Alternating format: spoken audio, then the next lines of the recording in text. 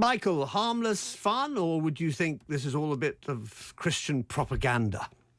Well, let's start by wishing everybody a happy Christmas, however you celebrate it. But the real meaning of Christmas predates Christianity. It's a pagan festival. In fact, it's a cultural festival that people, for as long as we have existed as people, have celebrated the turning of the season. You know, it's the middle of winter. People are storing harvest. People are making clothes. They're preparing for the new year. And around the world, different things, like in Scandinavia, you had Yule logs, you had the Greek festival of Dionysus, you had the Roman festival of Saturnalia. And essentially what happened is, when Christianity began, and it was trying to convert pagans to Christianity, it enabled them to convert more easily by adapting Christianity into the existing pagan festivals. And it was about the 4th century that the Christian Church decided that 25th of December was the birth of Jesus. There's nothing in the Bible about when the birth of Jesus was. Shepherds watching their flocks at night doesn't sound like midwinter. If you believe the census story of Joseph travelling to his initial place of birth, that wouldn't have happened in midwinter. The first gospel to be written, which is Mark, has no mention of the birth of Jesus. So all of this was essentially created as a story by Christians in the 4th century in order to help pagans to convert to Christianity. But that said, it's a festival that everybody celebrates, and I think it's a good thing. You know, it's part of just being human, is celebrating the turn of the season. Paul, you were sighing rather loudly there. I've heard all of these arguments before from Atheist Ireland, Atheist Northern, Humanists. Everybody knows there's argument over the 25th of December. But first of all, to counter a couple of these arguments, there's the small hills around Jerusalem where special shepherds were chosen, and they wrapped the lambs when they were born, because there was only one lamb taken, the firstborn each time, because they were going down for a sacrifice in the Jewish temple at the time. And they were always wrapped in swaddling clothes. That's where the swaddling clothes came from. And that's where Jesus was actually wrapped in swaddling clothes when he was born, because it would have been cold at that time of season. In relation to the different festivals, it's absolutely right, there are different pagan festivals, but the reason Christmas was chosen was to celebrate the gift to mankind of God's Son for the purpose of redemption and bringing us on to the Father. And it was put there for a reason, to combat the false truths. It really is immaterial where Jesus was born, the 25th of December, or born in July or August, or any. Well, the main important part of the story is the fact that he was born as a saviour to bring peace on to mankind. In relation to the King's question, we're asked about the wise men and when they came.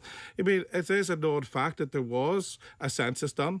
I mean, that is actually recorded by different Roman historians, so maybe we can go through them. OK. Well, let's not get too far into this sort of historical argument about fact or fiction. I mean, in the United States, Michael, of course, where they tread very carefully around all these sort of issues, people tend to say happy holiday very often, especially in broadcast media, rather than happy Christmas. Is that the way to go, do you think? No, I have no problem saying Happy Christmas. I think it's the name that, for whatever historical reasons, has attached to the festival in the part of the world that we live in. I can do things on Thursday without celebrating Thor, and I can do things on Christmas without celebrating Christ. They're just the names that happen to be attached to the festivals. Now, that said, I have no problem with Christians celebrating Christmas in the way that they believe, but as long as they don't assume that that's what everybody in society has to do. What about this sort of consumer orgy that people seem to sort of take part in now around about Christmas, and very often getting themselves into big debt and all the rest of it, and worrying feverishly about whether they're buying enough stuff? What's your attitude to that, Michael? Well, I don't particularly like that, but I don't think that's particularly a Christmas issue. I think that's just all year round. I think society has become quite consumerist. I mean, for me, Christmas would be probably giving my age away here now, but Christmas would be, things like Morecambe and Wise and Top of the Pops and watching It's a Wonderful Life and just spending time with family. Actually, for me, Christmas starts the first time that I hear Merry Christmas Everybody by Slade. I think that's when Christmas starts for me. That one has been played to death, there's no doubt about it. I haven't picked Slade for this programme, but still doing a couple. Noddy Holder refers to that song as his pension. Well, it's done him well, hasn't it?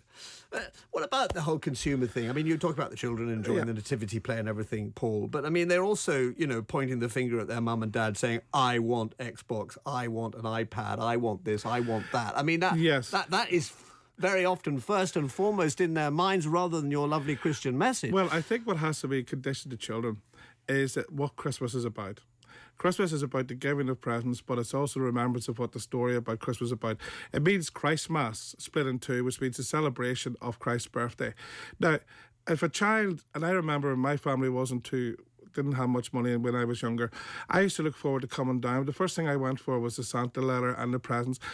There's more pressure yesterday with commercialism, but the secret thing is if parents do it properly and talk about what the celebration is, and a lot of them that came on Sunday to my church have been doing that with their children, it's understanding the significance. I asked the question what the presents were for, and the kiddie said, because Jesus got presents. And we were able to explain that. I think there's a wee song which was sung by a friend of mine, Carol Hobbs, a long time ago, went to school. It goes, it talks about Christmas beginning with your heart. Goes something like this: Christmas isn't Christmas till it happens in your heart. Somewhere deep inside you is where Christmas. I'm told we're going to be playing this one really starts after 1 o'clock. Oh, good. That's good. So we're getting value for money out of you musically today, aren't we? You know? Well, there's a singing priest. I'm the singing minister. What do you reckon about the Noddy Holder and the Slade one? By the way, I always love Noddy Holder. I love Slade. What can I say? Well, I'm giving away my age here. Oh, you're sad people. I know you are. And what about Christmas in your house then, Michael? I mean, do you do Christmas trees and stuff like that? No, we don't do Christmas trees. My wife died a few years ago. Before that, we used to have my family, Kazan's family lived in Scotland, either my family up to our house or we'd go up to my family's house. I still go to my brother's. We have an annual Nugent family PlayStation football tournament on Christmas Day. And that's the highlight of Christmas now for us as we try to revert to childhood in our adult years. Yeah, well, that will take some of the calories away after you've had the turkey and what have you, or maybe you don't really go for turkey anymore. Well, I'm vegan, so I consider as a vegan, I consider that's another issue, but I consider all life to be equally important, not just humans. I think humans have an overinflated idea of our place in the overall scheme of things. So personally, I'm vegan. Overall position of things, we're a bit full of ourselves, Paul, are we? I think there's a special relationship that humanity has over the rest of the animals, and that is that God created human to have a relationship. That's what it is, the teaching inside Judaism, that's the teachings inside Christianity. There's that special relationship as a father. As we say, the first things, Papa, Mama, the relationship is with Father, Abba Father, and that's what Christmas is about. It's the relationship of a father wanting to have time with his children that he created. Merry Christmas. Okay, well, Merry Christmas to you, Paul, and a very Merry Christmas to you. Whatever way you celebrate it, Michael, very good to talk to you. Thanks you both very much indeed.